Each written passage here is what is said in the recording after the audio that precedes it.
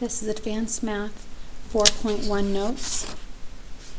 That's Unit 4, Lesson 1. And the title is Inverse Trig Functions. Okay, really quick, what we're working with today is pretty much a continuation of problems we did on the last test. Do you remember something like this where I gave you sine of theta equals negative 1/2, and I asked you to find theta such that it's between 0 and 360. I'm just going to do this one quickly. We would look and say, okay, when sine of what angle is 1/2, ignore the negative, and you would say it is 30 degrees. And then you would ask yourself, okay, where is sine negative? It is negative here and here. And you'd have to find 30 degrees in each quadrant. So 30 degrees here is 210, and 30 degrees here is 330. Okay, so we've done that before. That's what we're going to do, but now we're making restrictions where you can only work in 2 quadrants at a time. You're not using all 4 quadrants like we were before. So that means every single time, instead of ending up with 2 answers, we're going to end up with only 1. Okay, so here is what it's going to look like. You should have seen that key before, inverse sine, in at least Math 2. You worked with it, and I'm sure you worked with it in Math 3 when you plugged it in your calculators. Inverse sine. Inverse sine of x is defined when x is between negative pi over 2 and pi over 2. So let's write that down.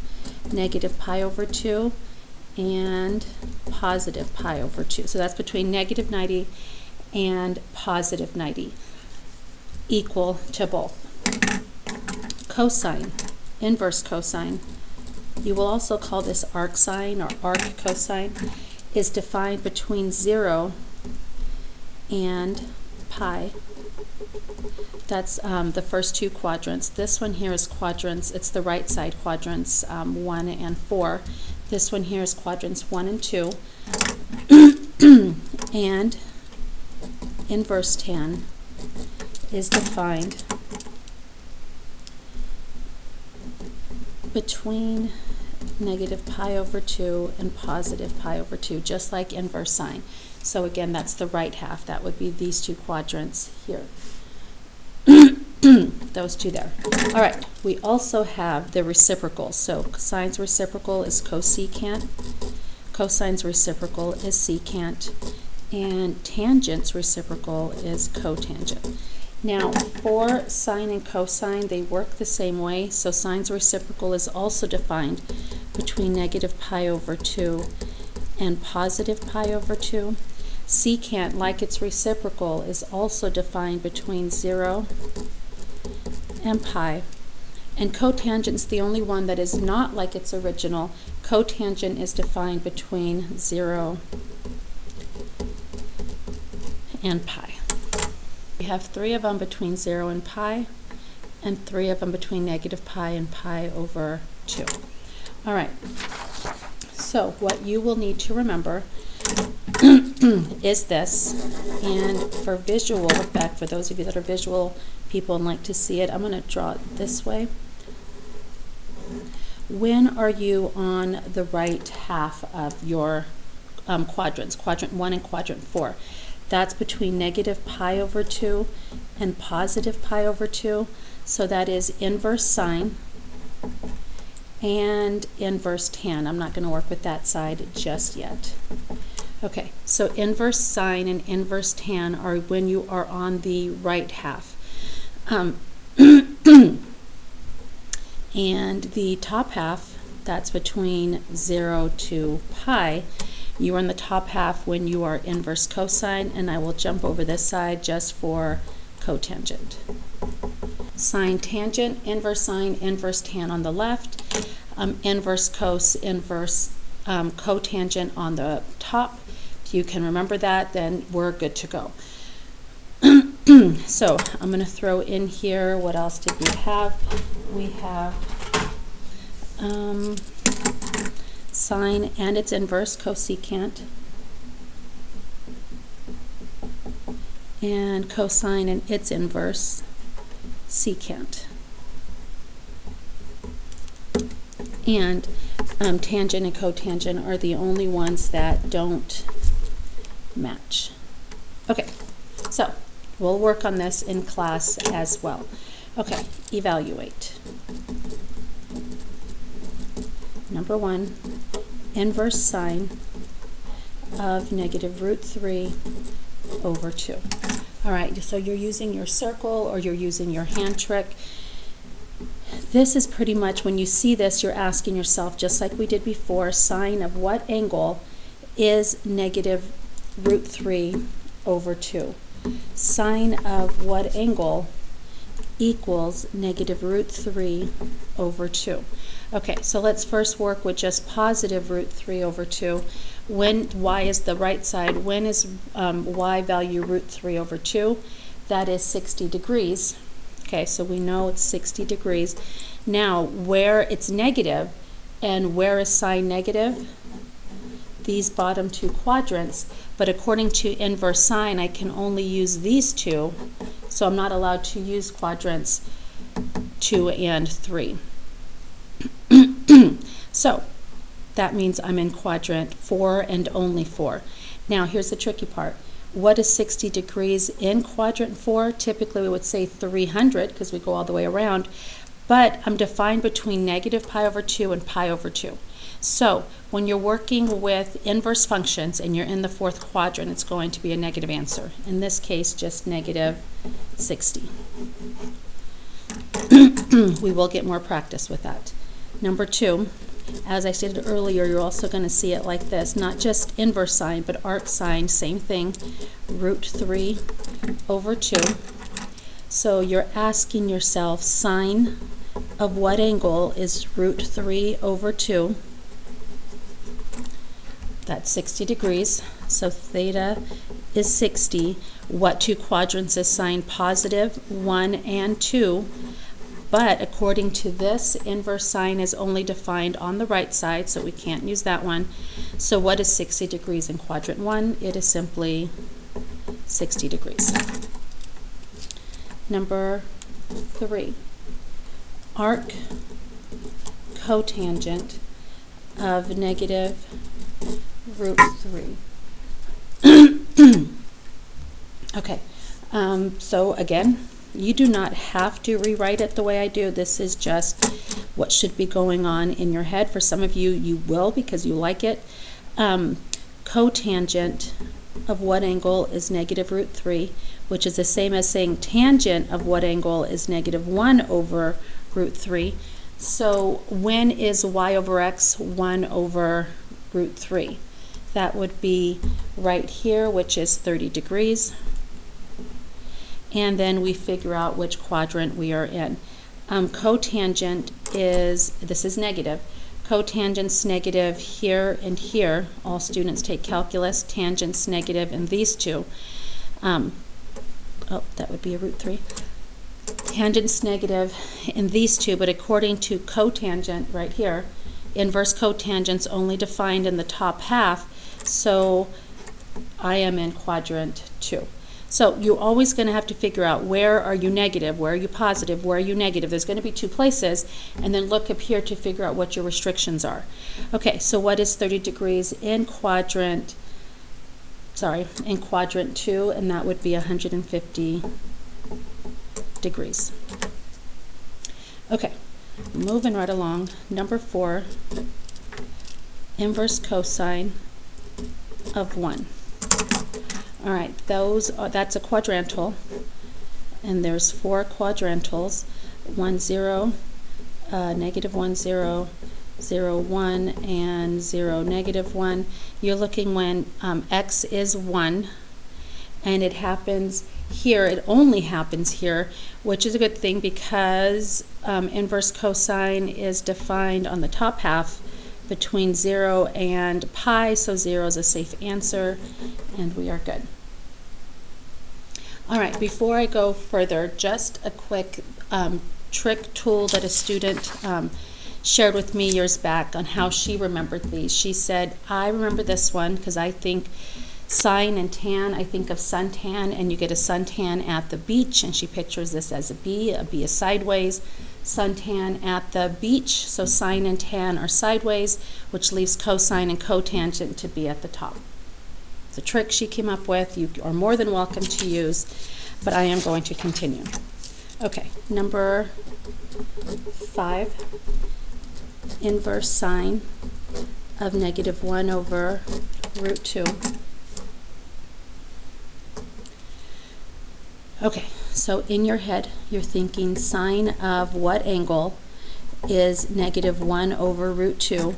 And I'm hoping you're thinking, okay, 45 is my reference angle. So I'll just put that here, theta equals 45. Now we need to figure out which quadrant are in. Sine is negative, and sine is negative in these two. And we think inverse sine, you can just think of what we just used. Suntan at the beach is this side, so we're not in quadrant 3. And remember what I said earlier, whenever you're in quadrant 4 with these inverse functions, it's from -90 to +90. So you're not going to go all the way around and say 315 or 300 and whatever, 325, 40, whatever. You're not going to be in this quadrant here. You're going to go negative direction, -45 degrees. Okay, moving right along. Number 6 is arc cosine of 7 pi over 2. That's where it gets a little tricky because you're doing inverse functions of a function, functions of a function. Now typically inverse functions undo each other, but you have to be careful because you may not be dealing with the same angle, same function, different places, so we just work the whole thing out. Okay, cosine of 7 pi over 2. We always start with the inside first. So let's go to 7 pi over 2. This is pi over 2. This is 3 pi over 2. 1 over 2, this is 2 over 2, and this is 4 over 2. 1 over 2, 2 over 2, 3 over 2, 4 over 2, 5, 6, 7. 7 pi over 2 is at the 270, and that point is 0, -1. What is the point? What is the x value here? 0. So now we're finding arc cosine of 0, which means you're saying cosine of what angle is 0? Cosine of what angle is 0? Now some kids will say, well, right there where I was just at, 7 pi over 2, that's my answer. But remember, cosine's defined only on the top half between between 0 to pi. So on the top half here, when is cosine going to be 0? Excuse me. Okay, so cosine of what angle is 0? So let's get these 3 points, and we have 1, 0, 0, 1, and -1, 0. So cosine, just flipping up over here really quick, inverse cos is in quadrants 1 and quadrant 2, and we're looking to see when the x value is 0, and that happens right here at 90 degrees, or pi over 2, however you want to write your answer. Okay, number 7, inverse sine of cosine of 11 pi over 6. All right, I'm going to go a little quicker on this one. Inverse sine, cosine of 11 pi over 6, use your hand trick or your unit circle. It does come out to be root 3 over 2. And then you ask yourself, sine of what angle is root 3 over 2? When does it happen? When is your y value? That happens right here at 60 degrees. So we know we're working with 60 degrees. I'm going to put that small here. Sine is positive in these two quadrants. Suntan at the beach, we're working on only the right side. So we're here, which means it is 60 degrees as your final answer. So if you look here, when your inverse is on the outside, inverse cos, or arc, cosine, inverse sine, your answers came out to be an angle. What happens when you flip it? Sine and your inverse is on the inside.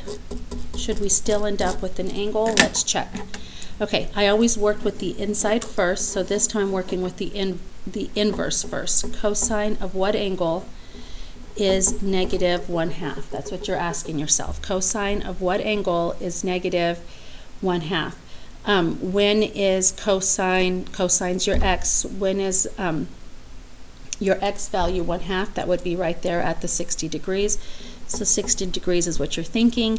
It's negative, cosine is negative here and here, but cosine is only defined at the top, which means I can't use that one, so I am in quadrant 2. So you have to ask yourself, what is 60 degrees in quadrant 2? And that is 120 degrees. But I'm not done. I have to find sine of 120 degrees, which is root 3 over 2. These may feel a little confusing. I will go over more of them in class with you for sure. Right here though, look, take a look. I did not end up with an angle answer. So when your inverse cos or arc sine or whatever it may be is on the outside, you end up with an angle answer. When it's on the inside, you end up with just a evaluate fraction type answer. Okay, and number 9 is a definite on the test. So you want to make sure you are paying attention. Sine of arc cosine of negative 4/5. Okay, so you have something like this, and we know to work with the inside first, and we know according to this, if the inverse is on the inside, I'm going to end up with a non-angle answer. So this is not in my unit circle. What do? You have to draw it. So I've told you guys this before, you have to draw in the correct quadrant. Now cosine is negative in these two quadrants. How do I know where to draw my picture? It's arc cosine, which is restricted to the top two, so I have to draw my triangle here. Again, cosine is negative. There's two places where cosine's negative, but according to my restrictions, inverse cosine is defined only in quadrants 1 and 2. So I couldn't even draw it in quadrant 3 if I wanted to. All right, cosine of what angle is negative 4/5? So negative 4 adjacent, 5 on hypotenuse. You do your Pythagorean's theorem. A squared plus negative 4 squared equals 5 squared. I hope you know it's going to come out to be a 3, which is positive because it's going upward in the positive direction. Okay, we never found what this angle is, but you are going to do sine of the picture. I'm going to write that, and technically this is not the proper way to write it, but you're doing sine of that picture. Okay, so sine is opposite over hypotenuse, so you end up with 3/5. All right, that is it for this lesson. We'll talk more about this in class.